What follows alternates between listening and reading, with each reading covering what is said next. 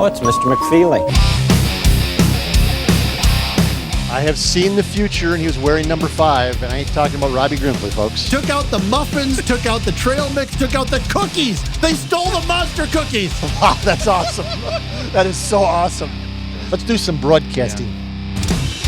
Let's do some broadcasting with our guy, Mike McFeely. Joins us each and every Tuesday. We got a newsy day going on here. We got a little bit of everything we were just chatting about. A little here. bit of everything. Yeah. Absolutely. Where do you want to start with? You tell me. I don't know. You tell me. Well, let's start here. Okay. So I took the day off yesterday.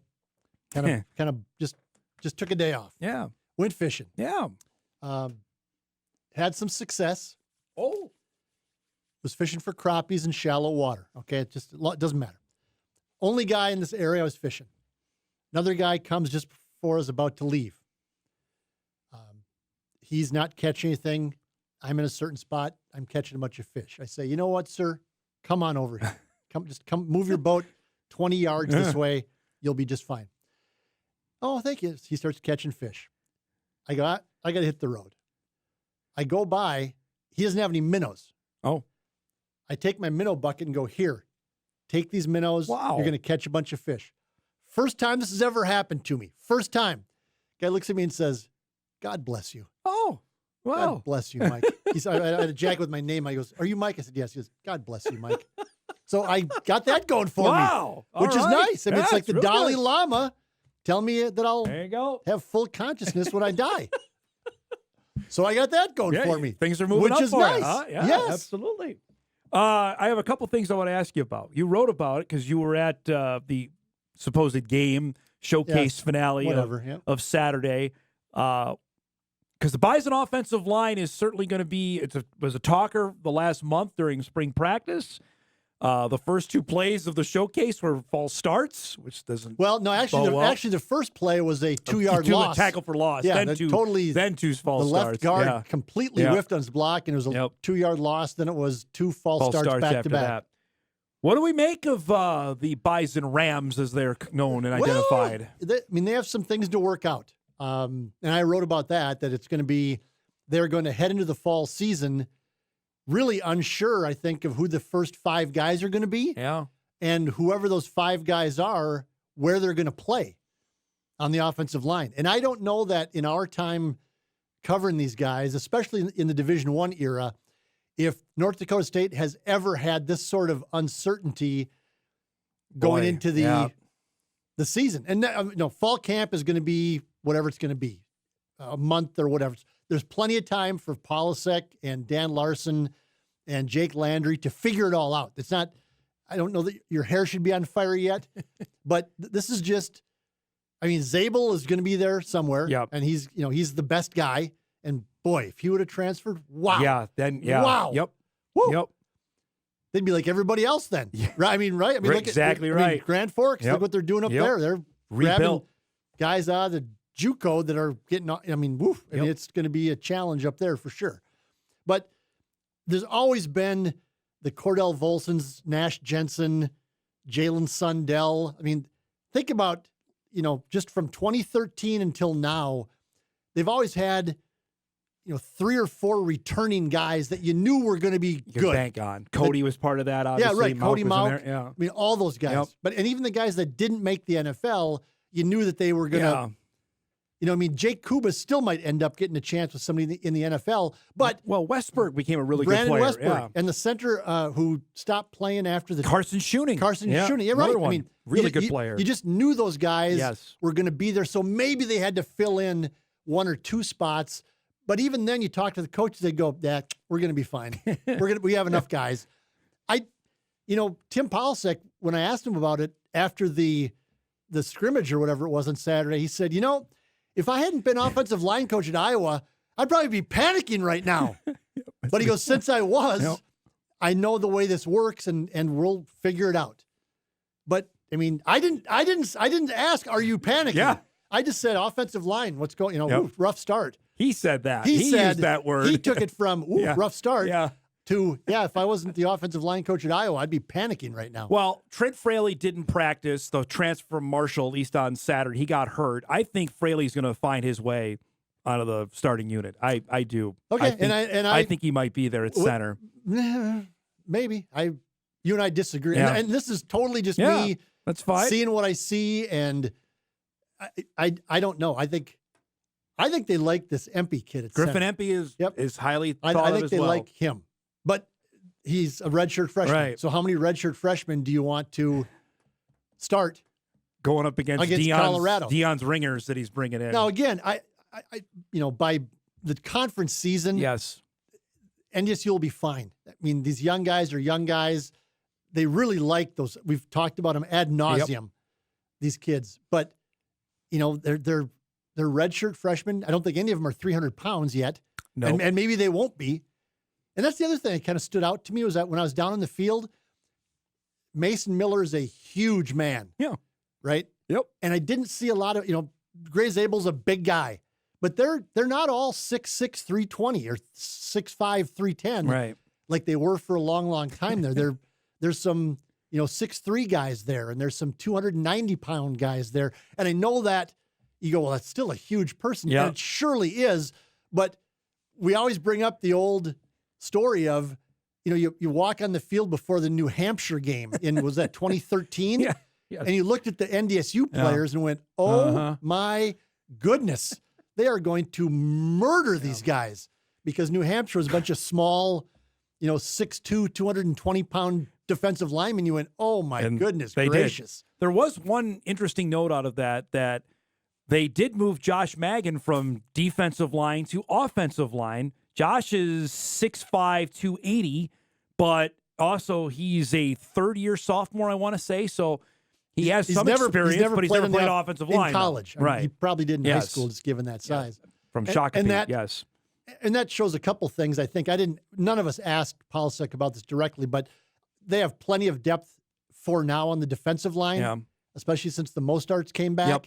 And they don't have, they have plenty of bodies on the offensive line, but they have some missing classes there. Yep. I mean, I think the only junior on the offensive line is Isaac Zatechka, and he's a transfer. So they have no recruited players left from that offensive line class. You just can't. You cannot have that. And that's tough. part of why they are where they are right now is they have the fifth-year seniors, and then you skip a couple classes because they just don't have the bodies there or the kids that they think can play there. Right. And then you're down to redshirt freshmen. And occasional sophomores as well.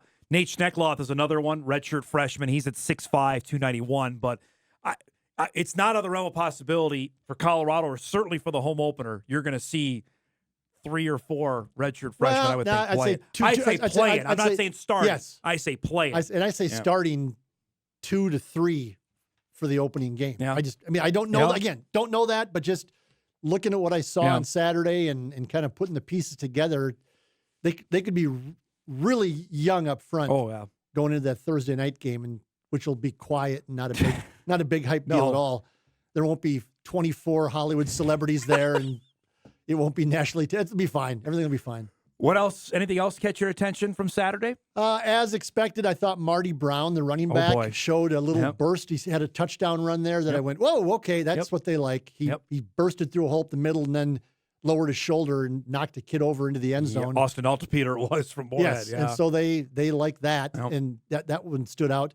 All the drops, obviously. They had 6 or 7 drops. Kai Collins had a couple tough ones, there was a thing on social media that the players last week did their best impression of Tim Polasek, and they all sort of did the same, catch the ball. And you went, well, that's really not a good sign that they're all saying that. Nope.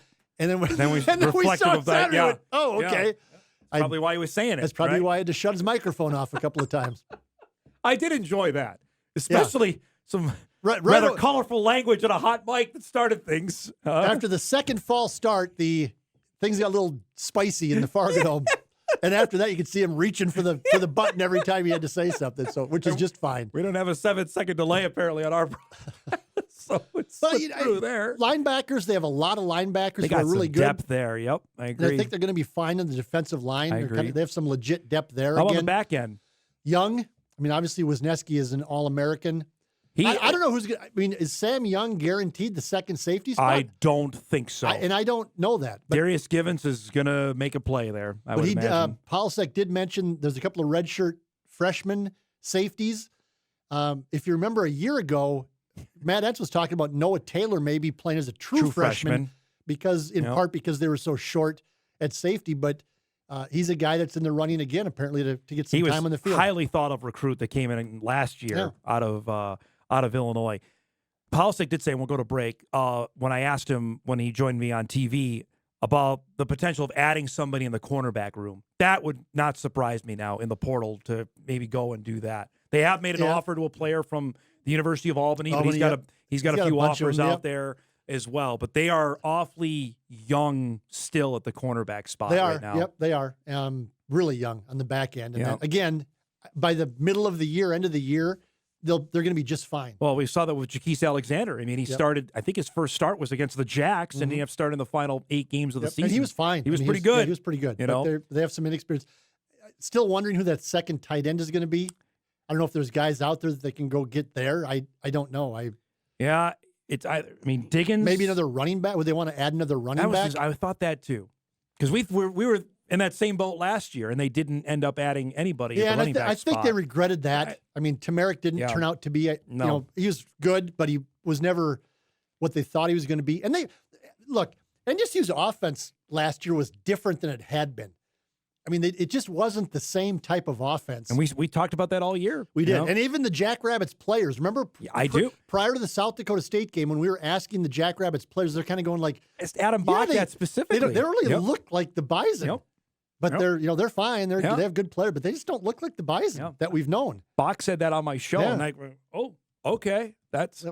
And so I wonder if at some point, if Polsek and Jake Landry don't go, maybe they got a little bit too far away from what they want to be. Yeah. I mean, when you're NDSU, you run A-gap power, and you force other teams to adjust to you and stop you, not the other way around. It felt like at times last year, we've talked about this. It felt like at times NDSU was trying to outthink the defense or trying to adjust to what the defense was doing to it. Yeah. Because the frustration from the year before was they were putting 8 guys in the box. Couldn't throw down the field. And NDSU couldn't throw enough to loosen things up. Last year, it seems like they kind of went the other way, trying to, instead of setting the tone to the defense, they were letting the defense set the tone to them. Set terms, right? Yes. Is what they always say. Yeah. It's interesting. That was just, I thought that was interesting. So I'm wondering if that's not going to be a thing too. But that goes back to the offensive line. Can they hold? You have to be able to open holes. Correct. Let's break. We come back. We'll chat about the news that came down yesterday with Dion's show, and we don't even know the player is going to be on his team come August 29th. He's still adding guys every day. He's adding guys. He's telling guys to leave too. Yep. So we'll do that. We come back. We wrap up hour 1 of Hot Mic right after this.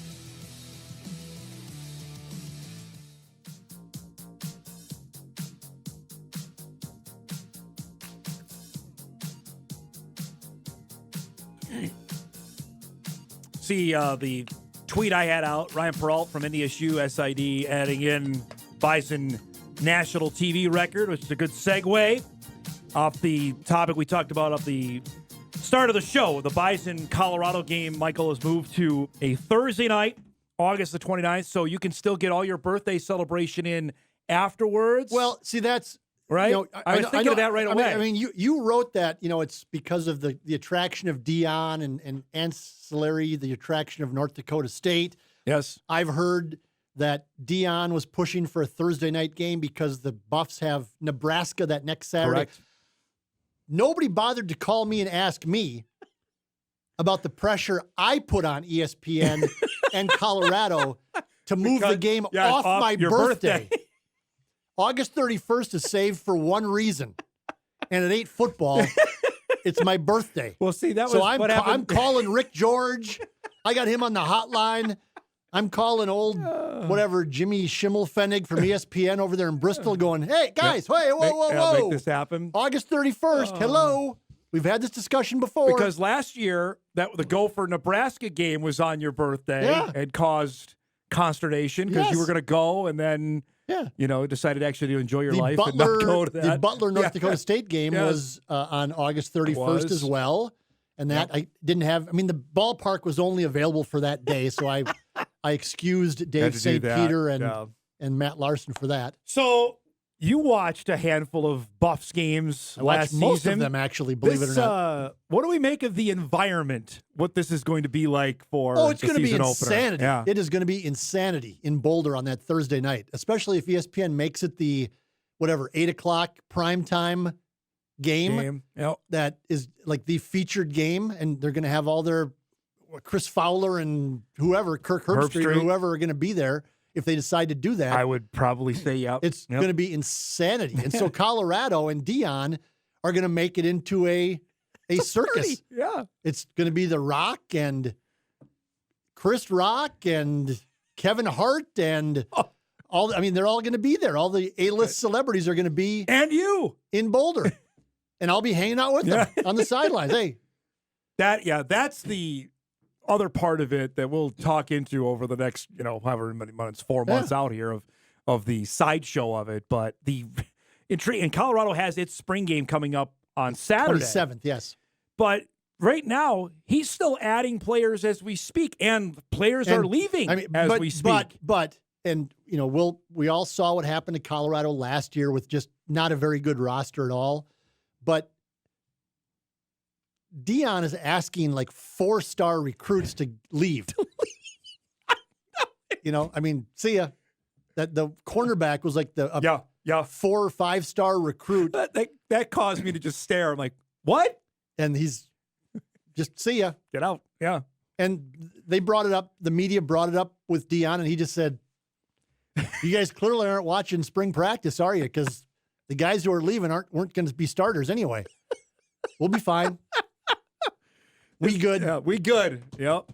Well, what did he say in his introductory to the team? Get your bags ready. Yeah, I'm bringing my Louis. Bringing my Louis Vuitton with me, and so. Oh man, it's fascinating. It really is. But he's bringing in defensive linemen and offensive linemen. That was the thing we talked about. Up front, D-line, O-line. Can they get better there? Just awful last year. Right. But what's going to be interesting, and what's really sort of unfortunate for North Dakota State is that they do have some of these questions in key positions. They have their quarterbacks back. They have their receivers. A lot of their defense is back. All those questions in the back end. This is not I don't think it's going to be an all-timer, best ever NDSU type squad. They're going to be plenty good in FCS. Yep. NDSU will be challenging for the Valley title and a national championship in FCS this year, assuming nobody else leaves in the next week or so, right? I mean, that could change by tomorrow. We have another 8 days with the portal open. Yep. Here. And so this is not, NDSU's not going into Boulder with a team that went into Manhattan, Kansas in 2013, or maybe even into Ames, Iowa in 2014. Or Iowa City. Or Iowa City in 2016, right. I mean, this isn't that type of team. I don't think. They're going to be plenty good, but it's not going to be like it was. One other note that's going to happen likely at the end of the week, I'm cheering this one from the tallest rooftops. Looks like the NCAA is going to sign off on seeding the top 16 for the FCS playoff tournament beginning this fall. Okay. So I would think, quotation marks, that the regionalization that we have been subjected to covering this event for the last 15 years may dissipate when whoever the Bison and South Dakota State are seeded in the tournament. And that's fine. I mean, I don't know that North Dakota State locally ever got, other than back in the old days, they had to play Northern Iowa and South Dakota State in the second round. That's back when UNI was rolling with David Johnson and those guys. But in the last 10 years, I don't know that it's affected NDSU. I mean, they played Drake last year in the first round, and then they're at the mercy of the brackets if you're playing a first round game, and they ended up going out to Montana State. So maybe they wouldn't have had to do that. That's what I think. Because if I'm Montana State, I'm like, we got hosed. We got the Bison in our bracket. Right. Montana State probably was like, just because regionalization. So, but that's what I think. Maybe beyond the first round, the second round matchups maybe a little more fair. But what it's going to do, though, is I believe is that you're not going to see the Furmans and the Albanese anymore in the semifinals or the quarterfinals, because every year there's a Southern Conference team that gets to the quarterfinals every single year. Every single year. East Tennessee State, Furman, Samford, Wofford, Samford. Yeah.